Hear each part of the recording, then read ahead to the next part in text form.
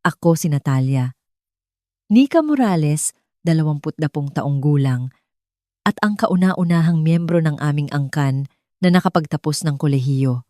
Matapos ang 4 na taong pagsabay sa pag-aaral at 2 trabaho, dumating din sa wakas ang araw ng aking pagtatapos. Pero sa halip na makita ko ang aking mga magulang na kumakaway mula sa audience, nakatanggap lang ako ng last-minute text. Sorry, Nak. Birthday ng kumparing birthing mo ngayon. Alam mo naman kung gaano ka-close ang tatay mo sa kanya. Inuman to. Naglakad ako sa entablado ng mag-isa. Hawak ang aking diploma. Ngumiti sa kamera na parang walang problema. At pagkatapos ay umiyak sa loob ng aking lumang kotse hanggang sa mahulas ang aking makeup. Ang sandaling iyon ang dumurog sa akin, pero iyon din ang nagpabago ng lahat. Hayaan niyong ikwento ko kung paano ko binuo muli ang buhay ko mula sa sakit na iyon.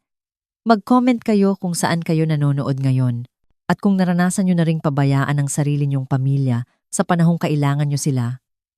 I-click ang follow at manatili kayo sa akin dahil minsan ang pag-iwan sa atin ang mismong tumutulak sa atin pasulong.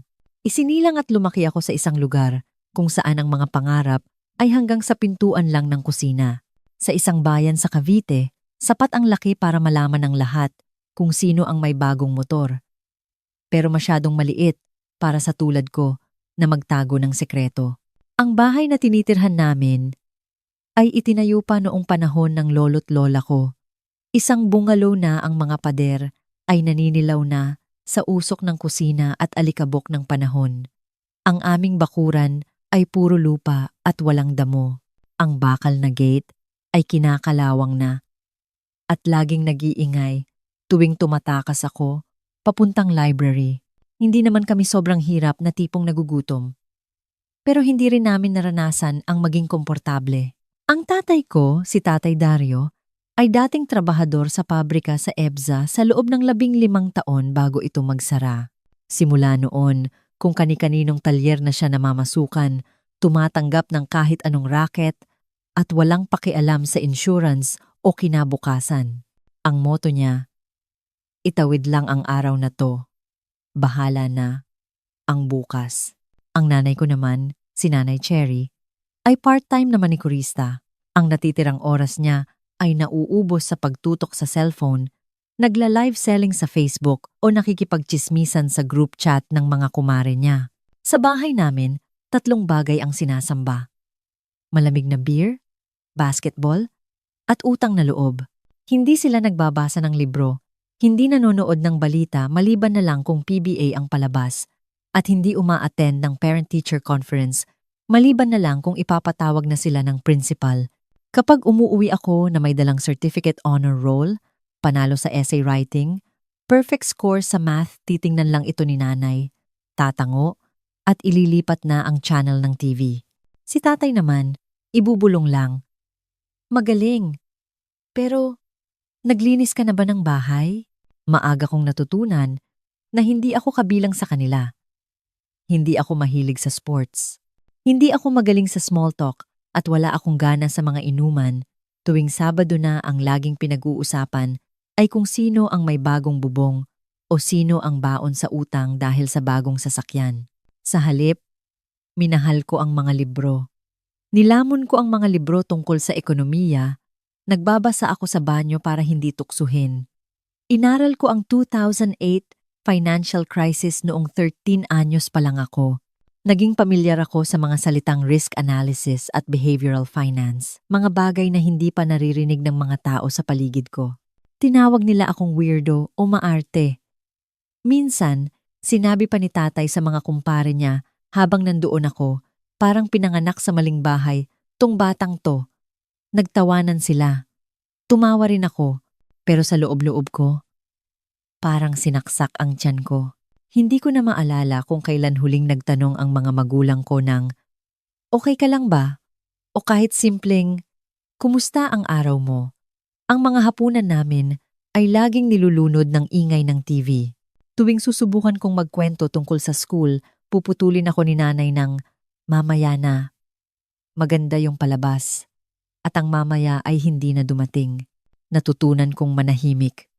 Natutunan kong umasa sa sarili ko. Pero natutunan ko ring mangarap. Mangarap ng mundo sa labas ng Cavite. Isang lugar kung saan hindi ko kailangang humingi ng tawad dahil iba ako. Pinangarap ko ang araw na may magsasabing, Nika, kailangan namin ang talino mo. O kahit simpleng, nakikita ka namin. Habang tumatanda ako, naging malinaw ang lahat. Kung gusto kong makawala sa invisible na kulungan na ito, kailangan kong wasakin ang kandado ng mag-isa. Walang darating para iligtas ako. Walang mag-aabot ng oportunidad. Kailangan ko itong agawin. Pero alam ko rin na para mangyari yon, kailangan kong magtago. Kasama na ang katotohanan na nag-apply ako sa 10 unibersidad nang hindi sinasabi sa pamilya ko. Tandang-tanda ko, ang gabing ipinadala ko ang una kong aplikasyon. Biyernes ng gabi. Ang buong bahay ay amoy pritong manok at maingay dahil sa laban ng Hinebra. Tumaya ng 500 pesos si tatay habang si nanay ay nagbe-bake ng cookies.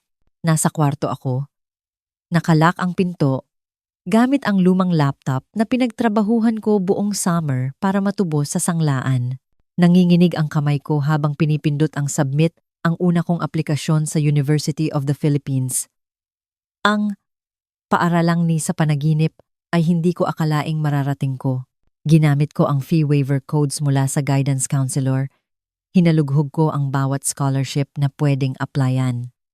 Alam ko ang isang bagay. Kung walang scholarship, hindi ako makakaalis dito. Tinago ko ang mga sulat sa ilalim ng kutson ko. Nung dumating ang sulat mula sa UP Diliman na nagsasabing, tanggap ako at may stipend pa, hawak ko ito ng halos 1 oras. Hindi makapaniwalang totoo ito. Inimagine ko na ibabahagi ko ang moment na ito sa pamilya ko. Inimagine ko na yayakapin ako ni nanay.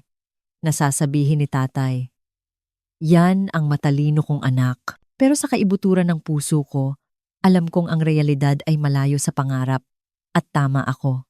Nung gabing iyon, habang kumakain kami ng malabnaw na sopas, inilapag ko ang sulat sa mesa at sinabing, nakapasa ako sa UP Diliman, may scholarship ako, makakapag-aral ako sa Maynila. Tumingin si nanay mula sa cellphone niya. Nakataas ang kilay na parang may sinabi akong kalokohan. UP? Sa Quezon City? Seryoso kang aalis ka ng bahay? Tumawa si tatay. Ngumuya muna, bago kumaway, na parang nagtataboy ng langaw. Puro mayayaman at aktivista doon. Ano? Akala mo ba henyo ka na? Pagtapos mo dyan, tambay ka rin naman tulad ng mga anak ni Aling Susan sa kanto. Tapos bumaling siya kay nanay, nakangisi. Sabi ko sa'yo, nasira na ulo niyan kakabasa ng libro. Nakaupo lang ako doon, hawak pa rin ang sulat, na kanina lang ay parang ginto sa akin. Hindi ko iiwan ang responsibilidad ko. Gusto ko lang ng pagkakataon. Magtatrabaho ako. Ako bahala sa sarili ko. Bumuntong hininga si nanay. At sino maglilinis ng bahay? Sino tutulong sa akin mamalengke? Hindi pwedeng tatalikuran mo na lang ang pamilya mo kapag gusto mo. Walang nagsabi ng congratulations. Walang yakap. Walang ngiti. Iniligpit ko ang pinagkainan gaya ng ginagawa ko gabi-gabi. Pumasok sa kwarto at umiyak sa sahig. Halo-halong saya, lungkot, galit at pagod. Pero higit sa lahat, disappointment. Hindi dahil tinanggihan nila ang pangarap ko, kundi dahil hindi man lang nila sinubukang intindihin ito. Pagkalipas ng 3 buwan, nagsimula na akong maghanda. Namasukan ako sa pizza parlor para makaipon. Nanghingi ng mga lumang libro at nag-impake sa mga karton na hiningi ko sa grocery. Nung umagang umalis ako, madilim pa ang langit. Tulog pa si tatay. Si nanay naman ay busy sa pakikipag-away sa Facebook tungkol sa politika.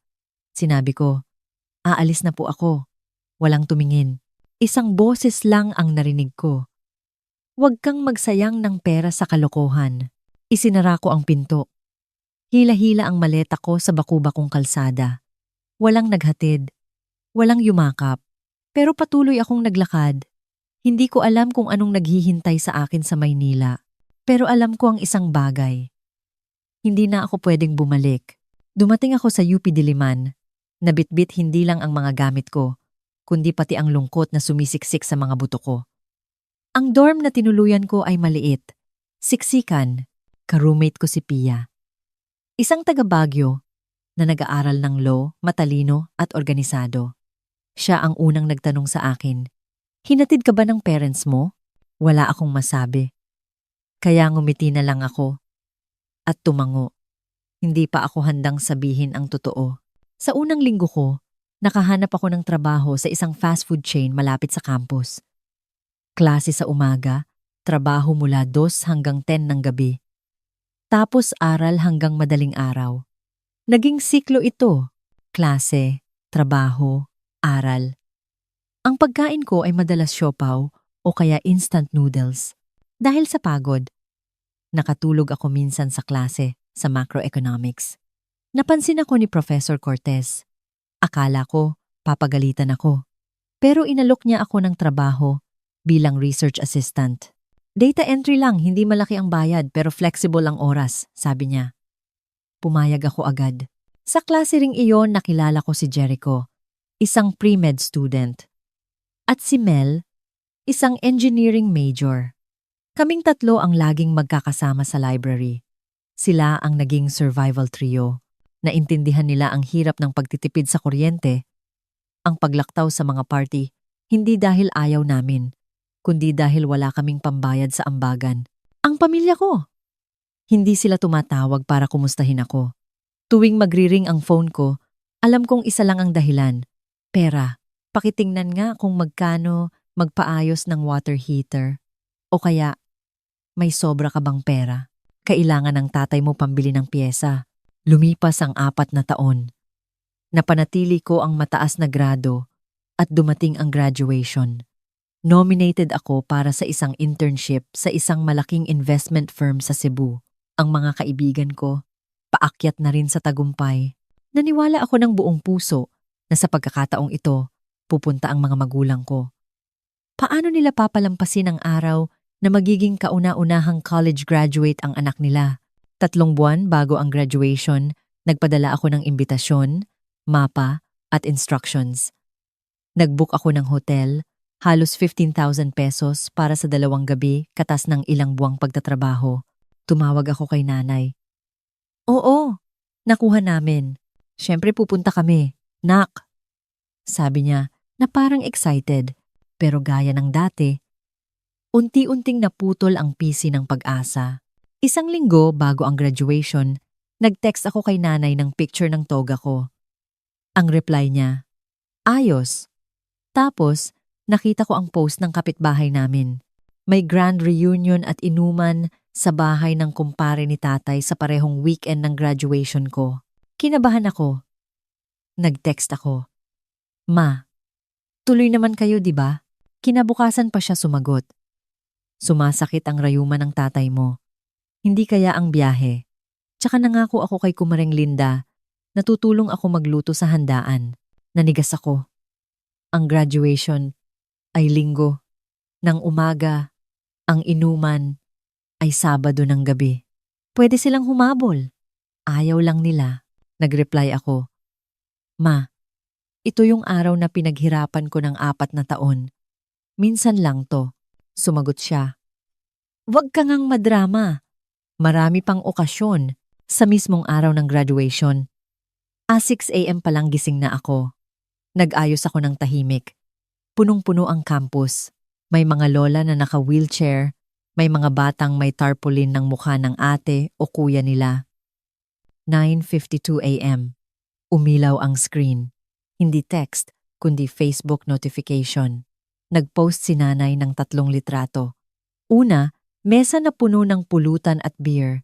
Pangalawa, sila ng kumare niya na naka-jersey. Pangatlo, selfie nila ni tatay na may caption. Solid na inuman. Happy birthday Pareng Berting. 9:56 a.m. Tinawag ang pangalan ko. Natalia Moore Morales. Lumunok ako, naglakad sa gitna, tinanggap ang diploma, at tumingin sa mga upuang inilaan ko para sa kanila. Pagkatapos ng seremonya, Habang nagpipicturean ang iba kasama ang pamilya nila, dumiretso ako sa dorm. Doon ako humagulgol. Hindi dahil hindi sila dumating, kundi dahil naniwala ako na magbabago pa sila. 2 araw ang lumipas. Tumawag si tatay. "Hello!" Sagot ko. Paus pa ang boses. "Uy, Nicha! May favor sana ako." Tumutulo na naman ang bubong sa kusina. Sabi ng karpintero nasa 3,000 daw ang materyales. Sabi ng nanay mo may nakuha ka raw graduation gift o pera? Sa sandaling iyon, na-realize ko, para sa kanila, mas mahalaga ang yero kesa sa diploma ko. "Wala po akong pera," sabi ko, at binaba ang telepono. Nung gabing iyon, nag-email ako sa kumpanya sa Cebu Green Cap Investment Group. Handa na po akong magsimula ng mas maaga. Pumayag sila. Binigyan nila ako ng ticket papuntang Cebu at temporary housing. Bago ako umalis ng Maynila, tumawag ako kay nanay. Lilipat na ako ng Cebu sa Martes. Hindi ko muna kayo mabibigyan ng pera para sa bubong. Kailangan ko munang ayusin ang sarili ko. Katahimikan. Tapos sumagot siya. Galit. "Nagsasalita ka na parang ang laki ng kasalanan namin sa'yo. Pamilya nagtutulungan. Huwag mong kalimutan kung sino nagpalaki sa'yo. Walang utang na loob." Kinagat ko ang labi ko. Hindi ko nakalimutan. Pero ang pagtulong dapat galing sa pagmamahal, hindi sa obligasyon. Binaba ko ang telepono. Pagdating ko sa Cebu, sinalubong ako ng init ng araw at hangin ng dagat. Kalayaan. Ang apartment na tinuluyan ko sa IT Park ay maliit pero moderno. Walang nagpapaalala sa akin ng obligasyon. Lumipas ang 7 buwan na walang komunikasyon. Isang Sabado, biglang tumunog ang phone ko. Nanay calling. Hindi ko sinagot. Nag-text siya. "Naisipan naming magbakasyon ng tatay mo sa Cebu. May promo sa ticket. Pwede ba kaming bumisita next weekend?" Napaisip ako. 7 buwan walang paramdam? Tapos biglang bibisita? Kilala ko sila. Hindi sila gagastos ng pamasahe para lang mangamusta. May kailangan sila. Pumayag akong makipagkita. Pero sinabi kong sa hotel sila tumuloy. Dumating sila. Medyo tumanda ang itsura ni tatay.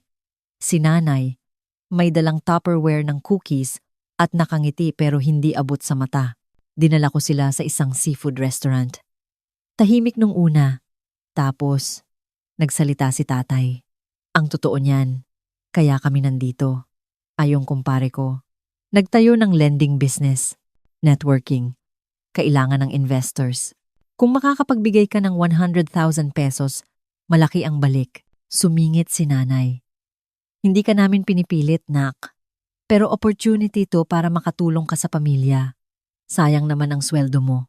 Tinitigan ko sila. Ang mga taong hindi sumipot sa graduation ko. Ang mga taong tumatawag lang kapag may kailangan. At ngayon, lumipad pa sila papuntang Cebu, hindi para sa akin, kundi para sa pera. Tinanong ko sila ng diretsyo, "Pumunta ba kayo dito? Para makita ako? O para sa pera?" Tumahimik ang paligid. "Grabe ka naman magsalita," sabi ni tatay. Tumaas ang boses. "Namasahe kami papunta dito tapos ganyan ka? Wala kang utang na loob." Huminga ako ng malalim. "Tay, sinusubukan kong paghiwalayin ang pagmamahal sa obligasyon. Tuwing kailangan ko ng pamilya, option lang ako sa inyo. Pero kapag kailangan nyo ng pera, nagiging obligasyon ko kayo. 4 na taon sa college, ni hindi nyo ako kinamusta. Yung graduation ko, mas pinili nyo yung inuman. Bata ka pa, wala kang alam." Sigaw ni tatay. "Dugo at pawis ang puhunan namin sa'yo." Tumayo ako. Iniwan ko ang credit card ko sa mesa. Ako na magbabayad ng dinner na to.